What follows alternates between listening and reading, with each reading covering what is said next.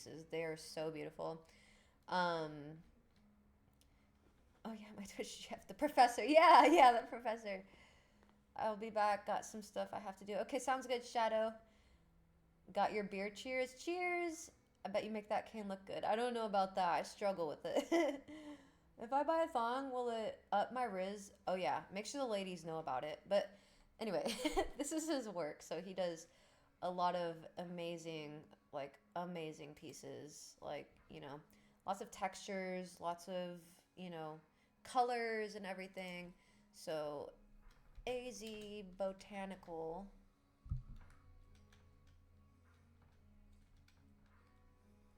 I don't know if I'm spelling. I think it's AL, whatever.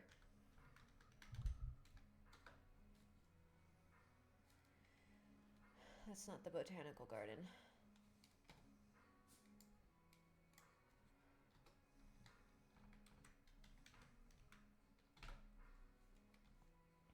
That's not my botanical garden anyway. There we go. So he had pieces like this in the botanical garden where it like blends with the cactus and stuff. And this where there's like fake cactus that he made out of glass. And this is also like it's to represent like the yucca plants. This is glass. Once again, he had structures like this around and yes, this was my favorite because when the sun would hit it just right, it looked like a fireball. I remember because my grandma took me to the botanical garden when I was really young to see these, and that's it forever like imprinted in my mind how much I love the botanical garden. Twitch date, Joko, unless you want to. I don't date anyone right now. Y'all men are stressful. You're gonna stress me out. I remember this, all the extra pieces, but this is the botanical garden here and the pieces that are there usually. So that's just yeah, something fun. But yeah. So no dating for me. Y'all are stressful. I need to keep my stress at a low. Anyway, let's talk about what I wanted to talk about today, and it's survival. Okay, I think a lot of us know what that feels like, looks like, and everything. And like I said, next Friday, I want to talk. I'm hugging trees lately. Hell yeah. I'm a tree hugger. I love trees. Next Friday, I want to talk about EFT tapping, which coincides with this. So you'll understand how when we talk more about this. But let's talk about survival, my friends, okay? Anyway, um, you guys know my background, you know how I've grown up, and for reference, okay, 0 to 3, I was being heavily abused, being hit with a metal spatula, starved. Like the only thing we ate was cream of mushroom soup. So I met my grandma around 3 or 4, and they, took us in, helped us get, back to not being malnutritioned. Trigger warning, by the way, because all this is a little bit about abuse. So we used to get hit all the time and with the metal spatula and stuff like that. And like it's like a running almost joke in our family, which is morbid, but whatever. Like my grandma would never hit us with metal spatula, but she would be like, you know what? If you don't do this, I'm gonna hit you with metal spatula. And I know that sounds morbid, but it's called dark humor for a reason. We would laugh. So, right, yeah, my grandma was like my savior. So we met her and my grandpa around then, and I think that was when my dad was trying to make his exit. And around 6 is when we finally left Hawaii. And I was severely malnourished, had tons of cavities. We were in and out of the dentist and shit like that, getting teeth pulled and whatnot. And they nursed us back to health essentially. And then my dad moved with us to Montana. He started drinking heavily, and from there he couldn't take care of us. Neither could the stepmom, so they'd be passed out during the day, drinking at night. And there was a newborn, there was a 1 year old, and there was my brother who was a year, 16 months older than me, a year older than me. He's more on the spectrum, right? And while they were drinking, like we were running out of money and stuff, and my dad ended up going into jail because he gets really physical when he drinks. And so he was in jail part of the time, and things were really stressful. He came back out of jail. I ended up going into the hospital because while they were drinking, I had to take care of my little baby brothers. That's when I first learned how to cook. So I came out of the hospital, and I had an easy bake oven, so that kind of gave me a general idea of how to handle heat with cooking and stuff like that, as silly as that sounds. And I remember watching my grandma cook. It was one of my favorite things that she had a little stool that I would stand on and just watch her cut and cook food. I loved it. And she would teach me. She would walk me through the steps that she was doing it. And I didn't know that she was doing that at the time, but it sunk into me, right? I was knowledgeable. So around 6 years old, maybe seven, or going on to seven at least. Because I don't think we were there more than a year. So I don't think I turned seven in Montana.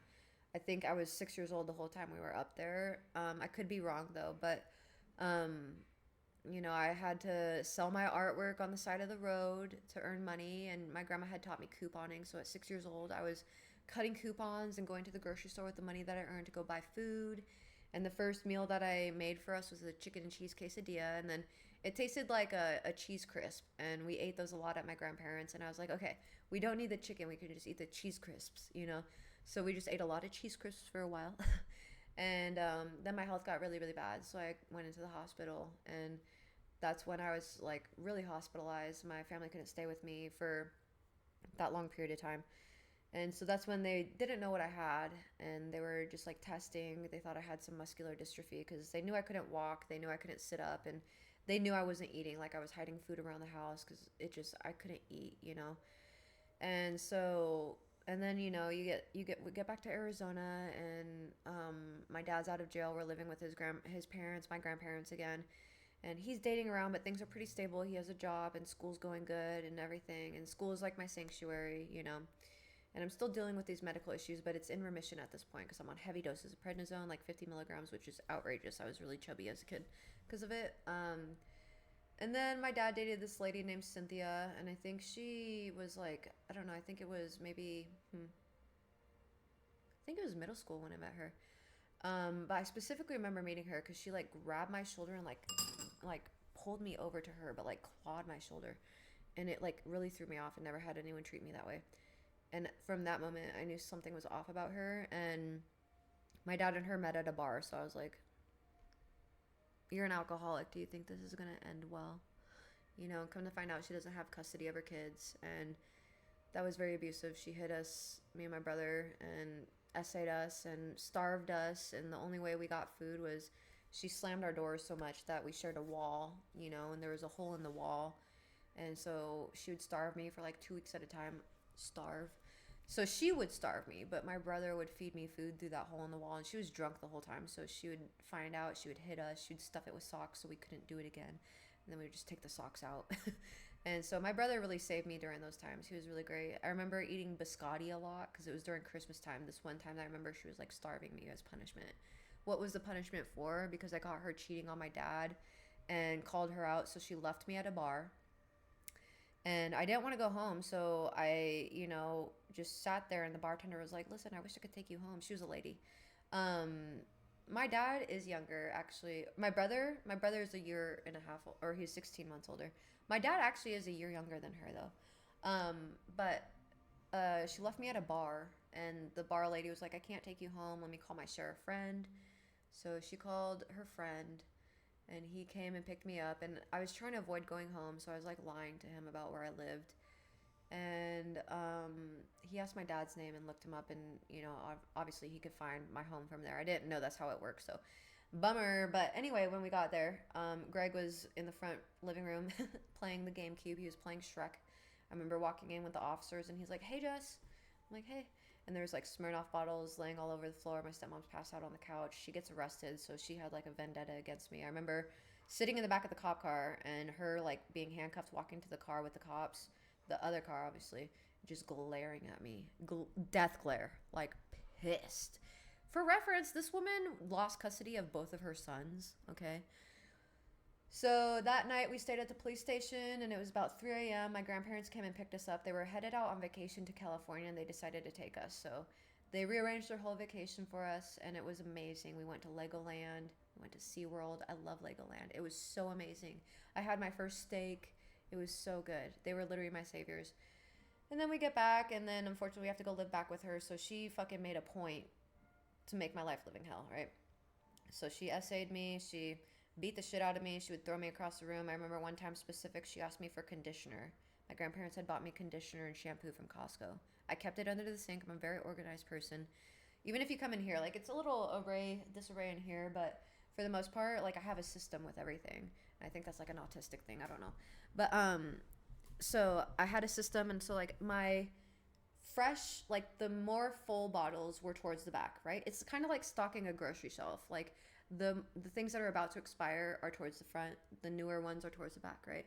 So the one that like I wouldn't keep the conditioner in the shower because I didn't like the way it looked in the shower. I don't like it gathering up soap scum. I don't like having clutter around, right? So I'd use it, put it back underneath the shelf, the kitchen or not kitchen, the bathroom shelf. And so this particular day, I remember, she needed conditioner. I gave her a new bottle of conditioner, so it's brand new, so she doesn't have to whatever. It's just nice to give her a brand new one. And I'm wearing this cute little white mini skirt, but it's not like a adult mini skirt. It's a young girl mini skirt. It's a little shorter than like a long skirt, but it's not anything inappropriate, quote unquote, mini skirt wise, right? So it's all bedazzled. It's white. I had a cute little pink halter top, and it's nothing inappropriate. Again, okay, like I feel like when I say this, it kind of sounds inappropriate, but it was a more cutesy summer outfit. And then I had like a white lace shawl. Now the thing about me is I've always earned money, so I knew I could earn money in Montana. So I did the same thing while she was drinking and shit. I would sell my artwork, I would craft and make things and sell them and earn money. And then I always went to the dollar store, and then this particular dollar store, they had clothes, and I saw a lot of things that I wanted, and so I made the money to go get it. And I remember one specific day where I needed my bike, and she locked us into the courtyard so we couldn't leave. And I wanted to go get stuff from the dollar store. So me and Greg, my brother Greg, we worked together to get our bikes over the fence and each other over the fence, and went to go get stuff from the dollar store. And I remember paying with a huge bag of coins. Because once again, like I'm selling stuff on the side of the road for like, only a few cents or whatever, 50 cents or whatever. Usually art and things like that. But because I'm really good at drawing and artwork, so I knew I could do that. And so, that just led to like downhill things. I ended up reporting her to CPS, well, my school counselor, because she told me to get out. She said, get the fuck out. And I'm like, I've never been told that by an adult. I'm like, where the hell am I going to go? I'm a kid, you know? So I went to the church that was down the street and sat at the bus stop and just cried. I had, this is so sad. When I think about this, I think of my son, and I think about if I did that to him, and he's just a baby. Ugh, makes me sick. But, I packed my little stuffed animal. And I packed some medicine, and I didn't know where I was going to go. I just knew I had to pack my meds and my favorite stuffed animal. So packed that up in my backpack, and I just left.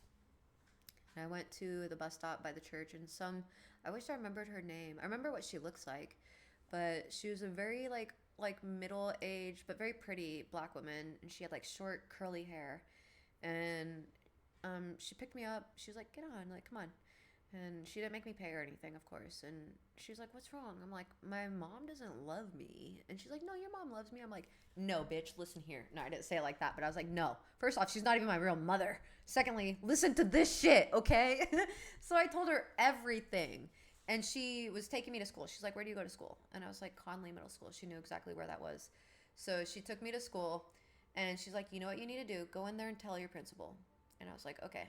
So I went into the office, and I was told by the bus driver to talk to the principal. So I told the principal what to do, what was going on. And so he got in touch with the school counselor, right? And he had me repeat everything. And then, later that day, I remember my stepmom hated when I wore any kind of eyeliner. Evanescence was a big thing back then. And you know me, I love eyeliner. So I was wearing eyeliner, and I thought she was picking me up early out of school. Because, I got dropped off by a bus. She didn't really know where I was. She told me to leave the house. So, I think she didn't want me there or whatever.